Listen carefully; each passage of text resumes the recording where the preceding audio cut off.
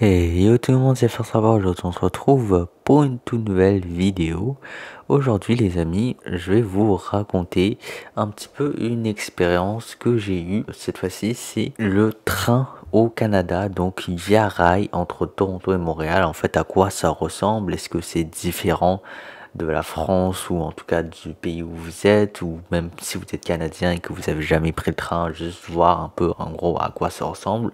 Donc voilà, petite vidéo très pré-porte, un peu voyage, un peu vlog et un peu train. Et on va commencer tout de suite cette vidéo là où j'ai commencé mon voyage, on va dire, donc dans le Union Pearson Express, le Up Express, qui est un service de navette rapide entre l'aéroport de Toronto, donc là où je suis arrivé, et du coup forcément la gare Union, là où on va prendre le train aujourd'hui pour retourner à Montréal. Donc comme vous pouvez voir juste ici, c'est cette entrée pour prendre le UP Express. Et voici une vue intérieure de la cabine du UP Express, quand même assez confortable, des petits sièges tranquillement. Après, bon, c'est comme vraiment pas la partie principale du voyage, donc on va tout de suite passer à l'entrée dans la gare, donc en fait la sortie du UP Express et l'entrée dans la Union Station de Toronto. Donc, voici l'entrée. Tout simplement, vous pouvez voir qu'il y a quand même beaucoup de monde, mais c'est très ordonné, comme d'habitude au Canada, hein. Comme vous pouvez voir, to Union Station, là on n'est pas encore officiellement dans la station, mais c'est voilà. Et je vais profiter de ce temps pour vous parler de deux trois petits trucs. Je voulais vous en parler avant d'attaquer un petit peu le plus vif du voyage, le train en lui-même. Donc tout d'abord, à la base, en fait, cet été, j'ai fait 2 voyages en train, enfin plusieurs, mais 2 que j'ai vraiment filmé et que je voulais vraiment tout raconter et tout. Celui que vous êtes en train de voir à propos d'un train Via Rail au Canada, et un autre que j'ai fait en Chine. Et oui, donc le train à grande vitesse chinois. À la base, je voulais faire ces 2 vidéos en même temps parce que je pensais pas qu'il allait y avoir tant de contenu que ça. Mais finalement, quand j'ai commencé à produire ces vidéos-là, je me suis rendu compte que ça allait pas le faire. J'ai parlé beaucoup trop et que fallait faire 2 vidéos séparées. Donc voici la vidéo sur le Canada. Et du coup, je vous invite très fortement également à voir la vidéo sur le train chinois parce que c'est une expérience radicalement opposée à celle qu'on peut retrouver donc ici au Canada ou même en France, ou peu importe le pays dans lequel vous habitez. Je pense que c'est quand même une expérience très particulière. Particulière, pas dans le mauvais sens du terme, bien évidemment. C'est juste pas comme dans les autres pays, tout simplement. Et puis voilà. Donc ça, c'était la première chose. Et la deuxième, c'est que en fait, quand j'ai commencé à filmer ces vidéos là, un peu de vlog, tout ça, je pensais que ça allait être ultra facile de flouter les visages des gens. Voilà, parce que moi à la base, moi je comptais bien respecter la loi et tout, tu vois, de totalement préserver l'anonymat de tout le monde, de montrer les visages de personnes sans leur consentement, etc. Mais je me suis vite rendu compte que c'est extrêmement chiant de faire du floutage, genre vraiment extrêmement. En tout cas, bon, moi je fais mon montage sur iMovie, donc c'est vraiment pas foufou. Peut-être que sur d'autres logiciels c'est plus pratique, mais en tout cas sur iMovie c'est extrêmement dur de flouter tous les visages.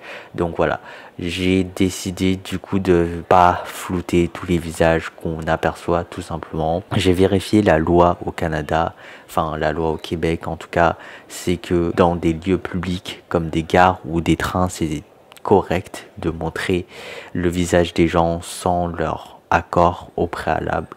Et en plus, bah franchement, je veux dire, il n'y a rien de dégradant ou de spécial pour les personnes, ils font juste passer. Donc bon voilà, c'est pas l'idéal, j'aurais vraiment aimé pouvoir bien respecter la vie privée de tout le monde et tout, mais honnêtement je pense que un petit passage de 2-3 secondes où on voit de loin en arrière-plan passer dans une gare, franchement on peut pas dire que je respecte pas la vie privée des gens, quoi.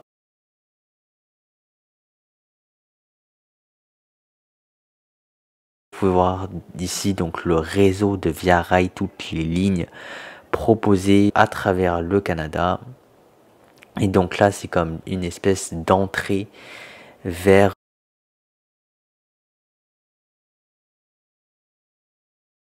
les zones d'attente des trains. En fait, finalement, Union Station, ça ressemble pas mal à un aéroport où tu as des portes d'embarquement et du coup des zones assignées.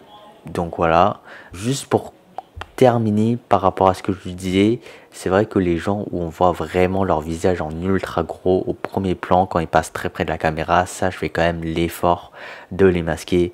Mais bon, les gens qui passent comme un peu loin ou très rapidement, ça malheureusement voilà, j'ai pas d'énergie pour faire ça. Et donc voilà, comme vous pouvez voir, cette zone un petit peu plus basse, un petit peu plus reculée, où finalement c'est là que ça se passe, c'est là que l'embarquement se passe. Donc c'est comme dans un aéroport, tout simplement, tu vas trouver ta porte correspondante, voilà, tu vas faire la queue, à un moment donné, ils vont commencer l'embarquement, et tu vas donc scanner ton billet, et ensuite tu montes dans le train, tout simplement. Donc finalement c'est un processus quand même assez facile. Malheureusement, je m'excuse énormément, mais j'ai pas filmé vraiment le processus d'embarquement. Là, vous voyez juste marcher à travers la zone. Mais c'est vrai que j'étais extrêmement fatigué à ce moment-là, étant donné que je revenais tout juste d'un vol de 15 heures.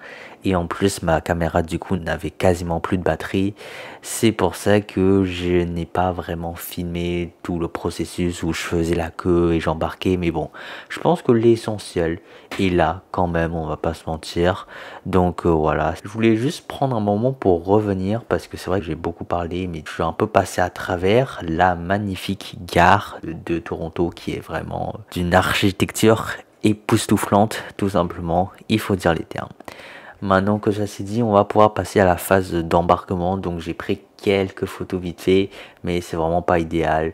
J'en suis parfaitement conscient. Voici le billet électronique avec lequel j'ai embarqué, donc c'est quand même assez pratique de ce côté-là. Donc voici le train, il y a seulement 5 wagons, donc quand même un plutôt petit train par rapport à la Chine. Voici l'intérieur, une cabine assez vieillot somme toute. Petite présentation du siège assez ancienne, mais bon, qui fait le taf. Et voici le dos du siège avec une table pour le coup assez spéciale, voilà, qui est quand même assez grande, voilà, mais spéciale dans le sens que le moyen de l'attacher et détacher spécial. Voici la poche, on reviendra en détail sur les contenus un petit peu plus tard, ne vous inquiétez pas. Le legroom qui est très bon. Donc voici le menu. Voilà, je vous montre le recto verso juste ici. Vous pouvez bien sûr mettre sur pause. Et on a même des consignes de sécurité à propos du train, quand même assez détaillées. C'est quand même assez marrant de voir toutes ces consignes là, que au cas où il se passe un truc dans le train. Donc un petit sac d'hygiène, on va dire. Alors à noter que la bouteille d'eau n'est pas fournie, hein, c'est juste moi qui l'ai mis.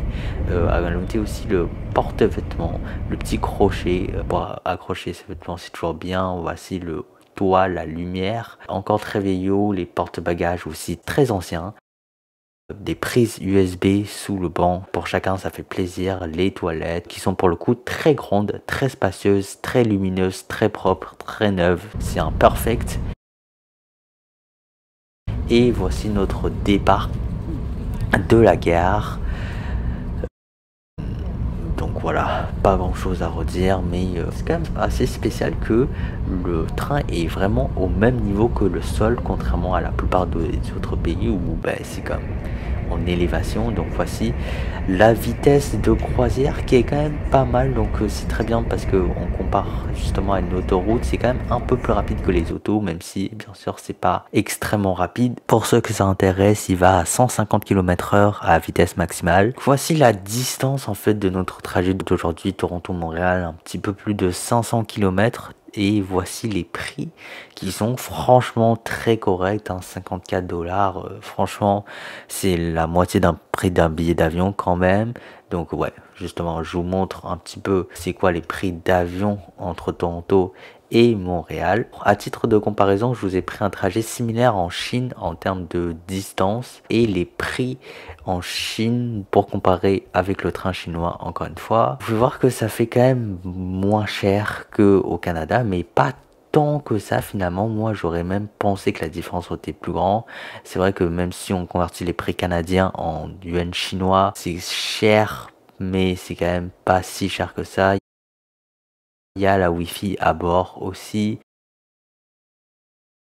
d'une vitesse, bon, médiocre, mais quand même, il y a la Wi-Fi gratuite à bord qui permet de se connecter. Franchement, ça a très bien marché tout au long du voyage, donc c'est quand même un très bon élément. Je voulais bien évidemment aussi vous montrer les repas qu'on peut commander à bord. Donc voilà, comme vous pouvez voir, j'ai commandé un croissant sandwich avec jambon, fromage et une bouteille d'eau. Donc bon, je vous avais déjà montré le menu, donc vous pouvez voir un petit peu plus dans les détails. Mais pour ce qui est de ce que j'ai pris, pour ce qui est du sandwich, je vous dirais que franchement il était très bon et vraiment pour le coup très généreux. Il y avait une grosse quantité de jambon, une grosse quantité de fromage.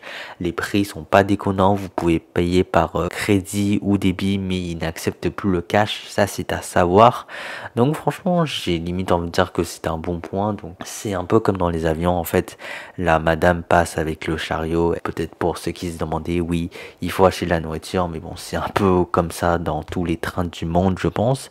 Mais voilà, sinon c'est sûr que le choix n'est pas immense, mais bon je pense que quand on est dans un train on peut se contenter de ça, et pour moi la nourriture à bord est tout à fait acceptable.